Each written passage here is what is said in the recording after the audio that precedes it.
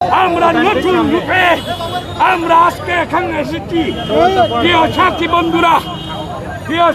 বন্ধুরা, আপনারা নিশ্চয় জানেন এই স্বেচ্ছাসেবক দল শহীদ রাষ্ট্রপতি জিয়াউর রহমানের হাতে করে সংগঠন, কোন ব্যক্তি বিশেষের দল নয়।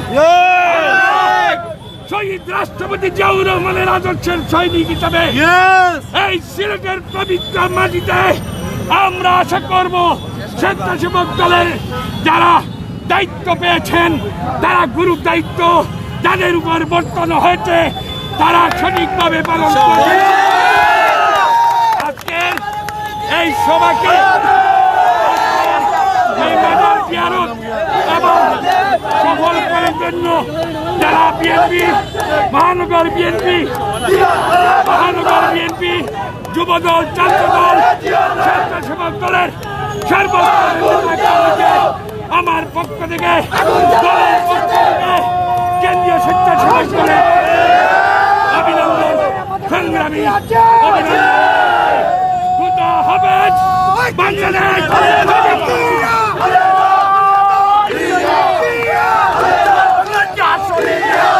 বিএনপি, স্বেচ্ছাসেবক দল, যুবদল, ছাত্রদলের দায়িত্বশীল নেতৃবৃন্দ যেখানে উপস্থিত, আমার মনে হয় শুধু পরিচয় করিয়ে দেওয়ার জন্য মহৎ উদ্দেশ্য নিয়ে আমরা এখানে এসেছি।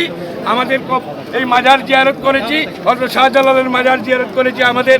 সেই জন্য আজকে এখানে যেহেতু আমরা সিনিয়র নেতৃবৃন্দ এখানে উপস্থিত, বিদায় আমি আব্দুল আহাদ খান জামালের প্রতি অনুরোধ জানাবো, জেলার যিনি দায়িত্ব পেয়েছেন তাকে অনুরোধ জানাবো, আহ্বায়ককে তিনি শুধু পরিচয় করিয়ে দিবেন সিনিয়র নেতৃবৃন্দকে। আজকে দীর্ঘ এক যুগ পর দেশনেত্রী বেগম খালেদা জিয়া, দেশনায়ক জনাব তারেক রহমান এবং স্বেচ্ছাসেবক দল কেন্দ্রীয় সংসদ সিলেট জেলা এবং মহানগর স্বেচ্ছাসেবক দলের দুইটি কমিটি উপহার দিয়েছেন। এজন্য আমরা দেশনেত্রী বেগম খালেদা জিয়া, তারেক রহমান এবং স্বেচ্ছাসেবক দলকে ধন্যবাদ জানিয়ে আজকে হযরত শাহজালালের মাজার জিয়ারতের মাধ্যমে আমাদের জেলা এবং মহানগর বিএনপি অঙ্গ সংগঠনের সকল সিনিয়র নেতৃবৃন্দকে সাথে নিয়ে আমরা মাজার জিয়ারত করেছি। আমরা আমাদের আজকের এই কর্মসূচিতে আমাদের মাঝে উপস্থিত রয়েছেন অনেকেরই বক্তব্য রাখার কথা ছিল, কিন্তু করোনার কারণে আমরা কাউকেই বক্তব্য দিতে পারছি না। আমরা জেলা এবং মহানগর স্বেচ্ছাসেবক দলের প্রতি থেকে কৃতজ্ঞতা জানাচ্ছি। সিলেট জেলা বিএনপির সংগ্রামী আহ্বায়ক জননেতা জনাব কামরুল হুদা জায়গিরদার, আমাদের মাঝে সিলেট জেলা বিএনপির সাবেক সভাপতি জনাব আবুল খায়ের শাহীন ভাই রাস্তায় রয়েছেন, আটকা পড়েছেন, আসতে পারেন নাই, উনি আসতেছেন। আমাদের মাঝে উপস্থিত রয়েছেন মহানগর বিএনপির সংগ্রামী সিনিয়র সহসভাপতি জনাব আব্দুল কাইম জালালী, মহানগর বিএনপির সহসভাপতি জনাব হুমায়ুন কবির শাহীন ভাই। আমাদের মাঝে উপস্থিত রয়েছেন স্বেচ্ছাসেবক দল কেন্দ্রীয় সংসদের বিপ্লবী সহসভাপতি জনাব কাউন্সিলর ফরহাদ চৌধুরী শামীম, জেলা বিএনপির আহ্বায়ক কমিটির সদস্য মাহবুবুর রব চৌধুরী ফয়সল, জেলা বিএনপির আহ্বায়ক কমিটির সদস্য ফখরুল ইসলাম ফারুক। আমাদের মাঝে উপস্থিত রয়েছেন সিলেট মহানগর যুবদলের সংগ্রামী আহ্বায়ক নজিবুর রহমান নজিব ভাই, জেলা যুবদলের আহ্বায়ক সিদ্দিকুর রহমান পাপলু।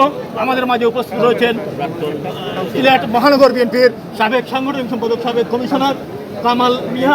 আমাদের মাঝে উপস্থিত রয়েছেন জেলা যুবদলের সদস্য সচিব শাহ নেওয়াজ বক, মহানগর যুবদলের সদস্য সচিব শাহ নেওয়াজ বক তারেক, জেলা বিএনপির আহ্বায়ক কমিটির সদস্য আবুল কাশেম, মহানগর বিএনপির বিভিন্ন পর্যায়ের নেতৃবৃন্দ, সাবেক ছাত্রদলের সিলেট জেলা ছাত্রদলের সাবেক ভারপ্রাপ্ত সভাপতি নন্দিত ছাত্রনেতা কামরুল হাসান শাহীন ভাই সহ আমাদের জেলা বিএনপির মহানগর বিএনপির অনেক সিনিয়র নেতৃবৃন্দ রয়েছেন।